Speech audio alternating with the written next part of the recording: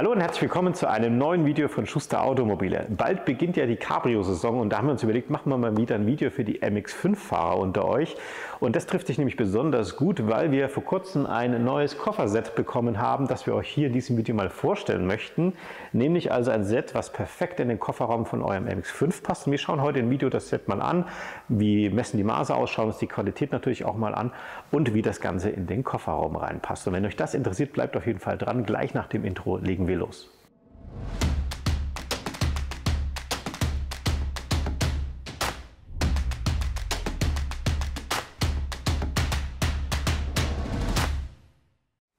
Wie gerade schon angekündigt, heute also ein Video zum Thema Kofferset, passend für euren Kofferraum vom MX5. Und ihr habt natürlich wahrscheinlich schon so ein Auto zu Hause und vielleicht habt ihr auch schon wie ich bei meinem MX5 das Problem gehabt, dass ihr nicht so recht wisst, wie ihr das Zeug hier unterbringt. Mazda hat natürlich schon versucht, hier das maximal mögliche an Kofferraumvolumen rauszuholen. Und wir haben tatsächlich auch ungefähr 130, 127 Liter Kofferraumvolumen, abhängig davon, ob ihr jetzt den Targa habt oder den Softtop. Und Mazda hat das auch wirklich clever gelöst, dass man, selbst wenn man offen fährt, den gleichen Kofferraum hat, wie wenn man geschlossen fährt. Das ist ja keine Selbstverständlichkeit bei manchen Cabrios, aber dennoch sind natürlich nur 127 oder 130 Liter zur Verfügung und die will man natürlich bestmöglich ausnutzen. Und dafür gibt es tatsächlich auch einen Hersteller, der sich darauf spezialisiert hat, eben ein Kofferset anzubieten, das wirklich ja fast schon zentimetergenau in den Kofferraum reinpasst. Und das möchte ich euch heute eben hier mal zeigen. Wir schauen aber als allererstes mal so ein bisschen in den Kofferraum rein, was da so eigentlich die Schwierigkeit und die Herausforderung war für den Hersteller. Und ihr seht es vielleicht hier schon mal, wir haben einen, ich nenne es jetzt mal etwas zerklüfteten Kofferraum, eben weil man jeden Zentimeter ausnutzen will. Das heißt, nutzt ihr beispielsweise so einen ganz normalen Trolley, dann passt hier vielleicht noch ein Trolley rein, aber für den Partner, Partnerin wird es dann schon richtig schwierig. Deswegen verwenden die meisten irgendwelche Reisetaschen. Und ich selber habe mir auch ganz am Anfang mal so eine richtig dicke Reisetasche gekauft, wo eben für 2 Personen locker das Gepäck reinpasst. Und tatsächlich, man glaubt, man kann hier im Sommer locker 2 Wochen in Urlaub fahren, man kriegt das alles unter. Aber das ist natürlich dann auch ziemlich unhandlich und schwer. Und deswegen wäre es natürlich schöner, wenn man das Ganze so ein bisschen trennen könnte oder sortieren könnte. Und genau das zeige ich euch heute mal. Wir schauen uns mal das Kofferset ein bisschen näher an. Ich habe es ja hier schon vorbereitet. Ihr kriegt also dann so einen riesen Karton zugeschickt und da befinden sich also 3 Elemente drin und ich würde vorschlagen, wir fangen mal hier direkt mit dem größten an. Wirklich schick verpackt.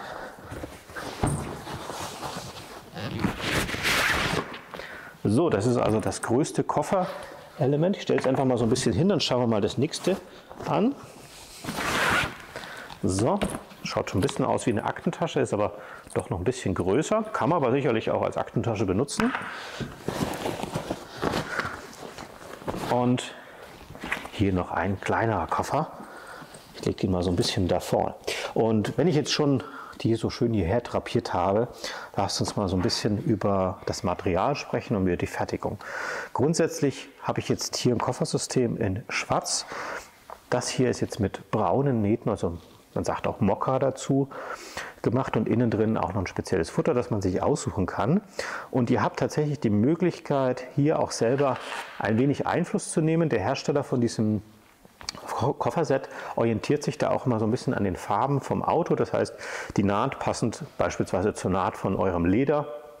Oder ihr könnt natürlich auch eigene Lederfarben oder eigene Nahtfarben nehmen, dann gegen Aufpreis. Aber es wird eigentlich das meiste für den MX5 schon angeboten. Das jetzt hier ist ein Kunstlederset, das heißt, es ist kein echtes Leder. Es gäbe theoretisch auch gegen Aufpreis echtes Leder, ist allerdings natürlich dann noch ein bisschen kostspieliger. Und das hier ist auch wirklich automobiles Leder, das fühlt sich also wirklich sehr, sehr gut an. Ich habe es vorhin schon mal in der Hand gehabt und wenn man jetzt nicht weiß, ja, dass das wirklich Kunstleder ist, ich glaube, man wird es gar nicht so richtig bemerken.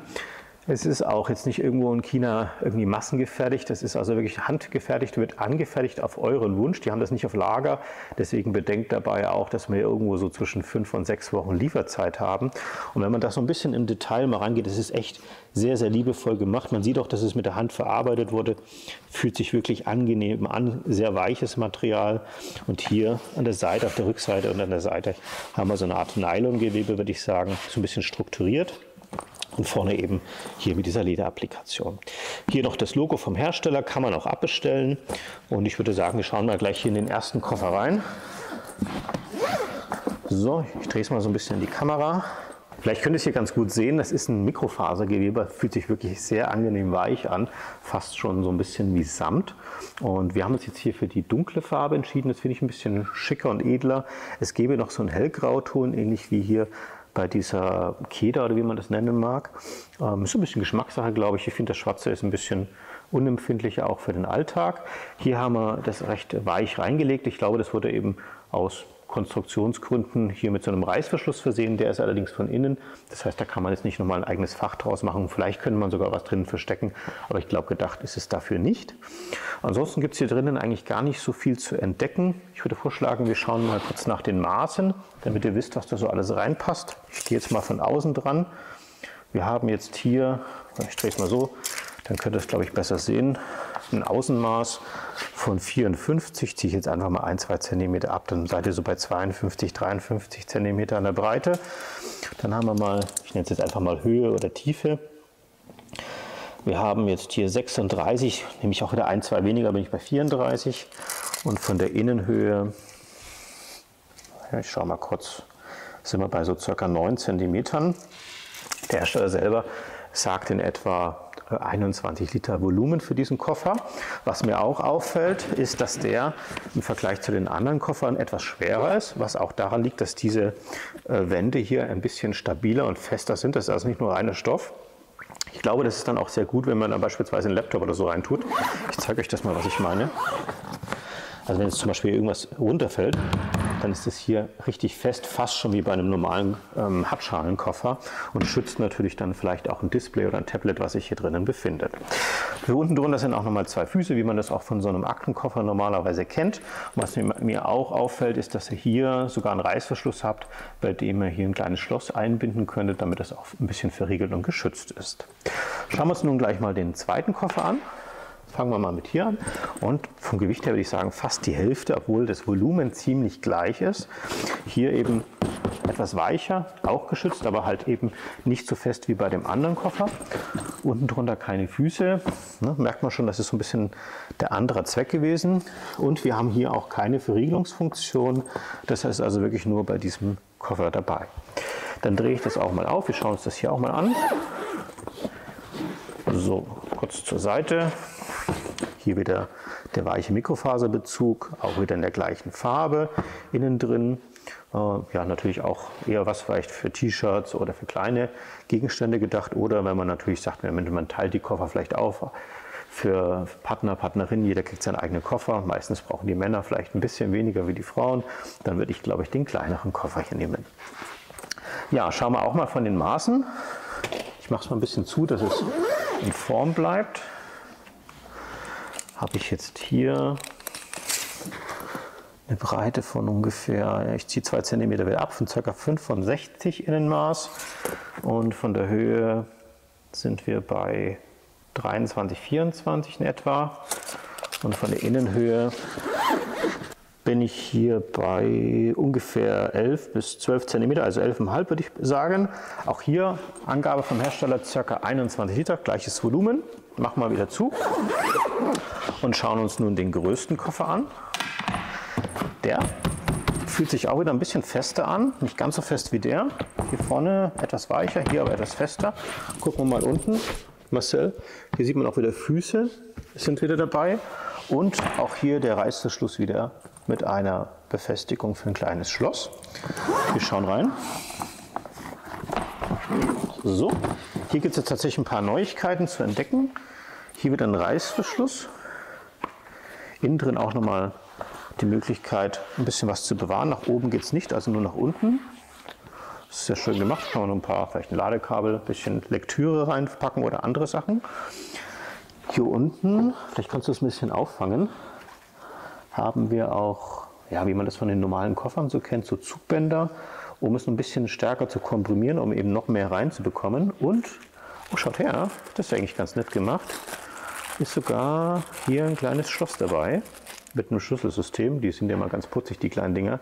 Diebstahlschutz ist natürlich nicht besonders hochwertig, aber es hilft einfach, dass man vielleicht ja dem Dieb oder derjenigen ein bisschen mehr entgegengesetzt, dass es nicht so schnell aufgeht, so ganz nebenbei mal. Okay, ansonsten hier auch wieder dieser Reißverschluss, der allerdings mehr so funktionsbedingt ist. Und hier passt natürlich schon wirklich ganz ordentlich was rein. Ich glaube, das wird also wirklich auch für einen zweiwöchigen Urlaub, für einen Sommerurlaub auf jeden Fall ausreichen. Wir messen wieder mal. Gucken wir mal wieder die Länge an. 2 cm ziehe ich ab, dann bin ich ungefähr bei 62. Hier habe ich jetzt, ja, ich würde sagen 28. Und die Höhe ist ein bisschen unterschiedlich. Da habe ich hier vorne am oberen Teil ein bisschen weniger Höhe wie hier. Ich messe jetzt einfach mal in der Mitte, das wäre jetzt der Durchschnitt. Dann bin ich hier ungefähr bei 26 in der Höhe. Ja. Das heißt, hier werde ich ungefähr so 25 haben, hier wahrscheinlich so ungefähr 27, also ungefähr 2 cm Differenz. Okay, ich hätte vorgeschlagen, wir probieren das jetzt mal aus im Kofferraum, wie das reinpasst. Da muss man natürlich eine gewisse Reihenfolge einhalten, damit das auch wirklich hier in diesen Kofferraum reingeht. Bevor ich euch zeige, wie ihr das im Kofferraum verstaut, gibt es noch eine wichtige Sache, die ihr wissen müsst. Das betrifft aber hauptsächlich die RF-Fahrer, also mit dem Targa-Verdeck. Und es gibt tatsächlich auch unterschiedliche Generationen. Vielleicht habt ihr schon gerade im Video gesehen, dass wir hier bei diesem Fahrzeug so eine schwarze Box haben, in der sich das Reifenpannenkit und ein bisschen Bordwerkzeug befindet. Das ist allerdings tatsächlich nicht bei jedem MX5 der Fall. Ist ein bisschen abhängig von der Generation und meistens haben es nur die RF. Damit dieses Kofferset wirklich reinpasst, müssen wir diese schwarze Haltebox wegbauen. Das geht aber ganz einfach. Ich habe mir hier schon mal einen kleinen Schraubendreher mit einer feinen Spitze genommen und da befinden sich so ganz einfache Kunststoffclips, die man rausnehmen kann. Ich hoffe, wir können das so ein bisschen auf der Kamera festhalten. Also ich nehme jetzt hier einfach mal das Bordwerkzeug. Also Werkzeug ist immer ein Gänsefüßchen auch betrachtet und hier habe ich dieses Kompressorset. Das mache ich jetzt erst einmal auf, dass ich arbeiten kann. So. Das tue ich erstmal raus und wir tun es dann gleich wieder rein. Und vielleicht könnt ihr es hier oben sehen, hier sind zwei so Plastikclips. Die bestehen aus 2 Elementen, einem äußeren Ring und nochmal einem inneren Pilz, nenne ich jetzt mal, oder sowas in der Art. Ihr geht hier einfach rein, ist ein bisschen tricky, wenn man es noch nie gemacht hat. So, dann hört man das und dann steht es so ein bisschen raus und dann habt ihr hier diesen Dübel oder wie man das nennen mag, rausgetan. Seht ihr das? So zieht man es dann raus und wenn es dann verriegelt ist, dann drückt man es wieder rein und dann presst es hier diesen Dübel auseinander. Wir haben 2 Stück davon. Eins befindet sich noch auf dieser Seite. So. Nummer 2 und dann ist hier unten noch mal einer. Den brauchen wir auch. Den könnt ihr einfach rausziehen, das ist nicht so wild. Hier noch die Schnur aus der Lasche ziehen und schon habt ihr hier dieses Plastikteil raus. Ist eigentlich auch nicht wirklich notwendig. Wie gesagt, die meisten MX5 haben es auch gar nicht drin. Und eigentlich ist das viel zu groß für das, was im Auto liegt. Ja, und dann nehmt ihr euer Reifenpannenset, macht es einfach ganz klassisch hier fest, zieht es noch ein bisschen fest, das Ganze. Jetzt könnt ihr das Werkzeug entweder damit rein tun oder hier zum Beispiel ist auch nochmal eine Öffnung, da könnt ihr es noch mit reinstecken. Also es gibt verschiedenste Möglichkeiten und wie gesagt, das Werkzeug ist eh mit Vorsicht zu genießen. Also könnt ihr euch auch vielleicht so ein kleines Werkzeugset mal kaufen bei Amazon und Co. Hat man, glaube ich, mehr Spaß als bei diesem Teil. So, jetzt ist alles vorbereitet, damit dieses Kofferset ins Auto reinpasst. Und wir probieren es gleich mal aus. Wir fangen mit dem Aktenkoffer an.